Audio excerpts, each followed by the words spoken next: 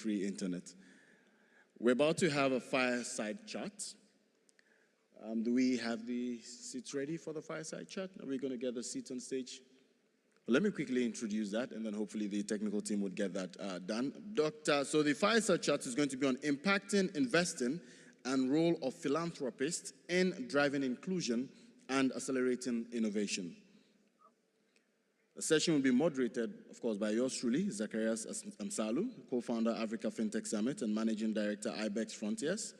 And he'll be having this chat with Dr. Effiong Essien, who is the program director of PIND. Round of applause, ladies and gentlemen, for them as they come on stage.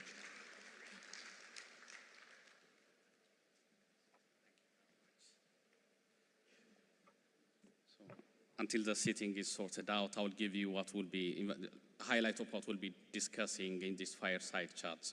So across Africa, impact investing and philanthropic capital are unlocking opportunities, especially where the private capital is not yet ready to do risk capital. So this panel will explore how philanthropic funding and the impact-focused funders and investors can work alongside with venture capital, institutional investors, to de-risk and crowd in the private sector, and also helping early-stage startups and also ventures to be prepared to intake private capital. So this fireside chat is going to be with Dr. Effiong Essien, the program director for PIND Foundation. PIND Foundation is an active foundation helping ecosystem founders and entrepreneurs in the Nigerian Delta, here in Nigeria. And actually, they have brought 8 of their early stage startups and founders to be part of this ecosystem and FinTech Summit. Thank you very much, Dr. Effiong. Can we proceed or shall we wait some seating? Okay, maybe we can share this chair then. Why not? Okay. So to start, Dr. Effiong, can you introduce yourself and what the Foundation does? What are some of the activities you're participating, please? Yeah, it's a real pleasure to share this stage with you for the good work you're doing.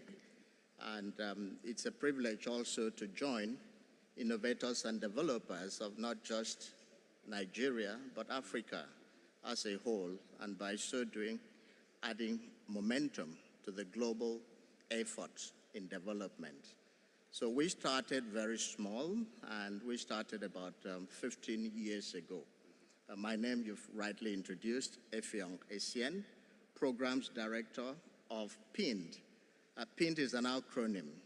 It means Foundation for Partnership Initiatives in the Niger Delta. It started 15 years ago, funded by Chevron Corporations. So they had the idea and the vision that we should create an innovative program.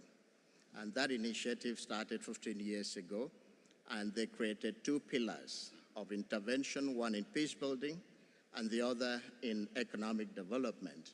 So they were looking at market-led initiatives that would work in nexus with the belief that before you can drive investment into a region or community, you first of all have to stabilize the community and create safe places for businesses to invest and also for community people to coexist with corporations. So that was the philosophy in founding PIND.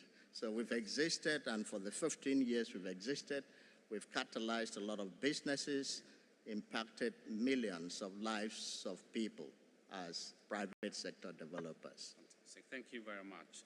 So can we drill down to some of the outcomes, especially you have youth and women empowerment projects that you've been carrying for the last 15 years. Can you tell us what are the outcomes? What are the results that you've achieved by using philanthropic capital in a private sector focused approach, please? Excellent. I think the models we used, first of all, PIN looks at itself as a facilitator.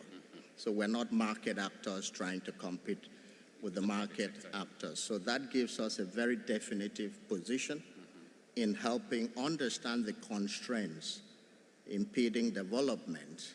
So we become market actors, private sector developers. And we have very specific lens in ensuring that we include, we're very inclusive. We have a percentage, 40% minimum, in ensuring that we intentionally look at women, people living with disability, and people who are normally considered not very fortunate. And those are normally people in the rural areas and so on. So we specifically have a tool in identifying these classes and groups of people and then provide intervention towards it. And I can say that Chevron alone has been a major funder, single donor. And we've raised over $145 million for the period from that source alone. We've also been able to catalyze over $250 million into the development of Niger Delta. And we work with government also to ensure that we impact and influence policy of association, as we've been able to have here, and also representation of those groups of people. So that has helped us achieve, to your question, reaching over 1 million actors and beneficiaries who are effectively engaged into our programs, and majority of those are businesses, SMEs. Fantastic. Thank you very much.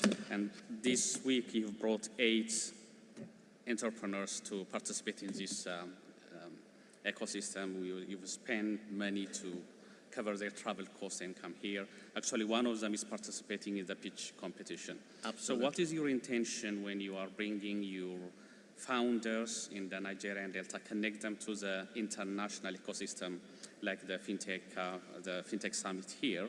What are you achieving, and what do you want as an outcome for the entrepreneurs who are coming here, and then maybe you're taking them to other programs in the future? Absolutely. You know, our position, as I mentioned earlier, is to facilitate development and invest in the private sector. So we take that position. So we understand that the problem, one of the major constraints of Niger Delta and Nigeria as a whole, and perhaps Africa, is unemployment of youth. And we understand that the innovative space, technical space, would better be driven by this population of people, and also opening up and reducing the barriers to entry into the fintech area, innovative areas, technological areas, is what we need to do to allow inclusiveness and as many people as possible who have the flair or appetite to go into that. So we reduce the entry barrier to allow as many people as possible to access that space. Our intention, to your question, is generally to create that ecosystem of fintech leaders, digital leaders, creating entrepreneurs of young people who can drive employment and economic growth of our community. So it lies within that space for us to facilitate. Fantastic. So my final question is that 5 years from now on, the 8 entrepreneurs you brought up here and also other entrepreneurs that you're supporting, what do you expect of them, or what do you think they will be achieving in 5 years? And your message to maybe philanthropic capital allocators, by working foundations like yourself, how can they impact actually the next solution makers, problem solvers, so that they will be ready to take private capital by de-risking their growth? Yes, absolutely. These few minutes won't allow us to go into the details, but I can tell you what we do and what we observe is we buy the risk. We allow these young minds to experiment with the ideas in their head, and we provide the resources for them to do that comfortably. We also take the risk of the first trial and failures as well to allow them do that. We provide resources for them to work and refine their prototypes, and also get them investment ready for future investors when the products and services are market ready. So that's what we do. But because they fall into just a single arm of our overall economic development intervention, which is Youth Employment Pathway Programs. What we see is with the provisions we make with the challenge funds, the seed funds we provide, linkages to other bigger ecosystem to help push them to the level that they can create a product in the market. So we do all that, and we see the results, because what is happening now is 65%, over 65% of people who go through our youth employment program in building that knowledge and infrastructure of that ecosystem end up starting their own business. So they are inadvertently becoming future employers of labor, so they're triggering that chain of employment, economic growth within the community. And that's what we like to see going forward. Fantastic. Thank you very much, Dr. Effiong. And we know that we're going to hear more from you. Tomorrow we have a panel about where is the money, not only necessarily the VC, but the DFIs, the foundation. So we're going to hear more about how private capital, development finance, and foundation can work together to unlock capital, to de-risk investors, early stage investors, so that they can not only grow, but also attract both domestic and foreign capital. So thank you so much for all the work what you do. We look forward to the pitch from one of our past beneficiaries, and several of them are here. So this is a taste of that investment, which we are very profoundly proud. And thanks for giving the stage for these young ones as well. Thank you very much, Dr. Effiong. Very much.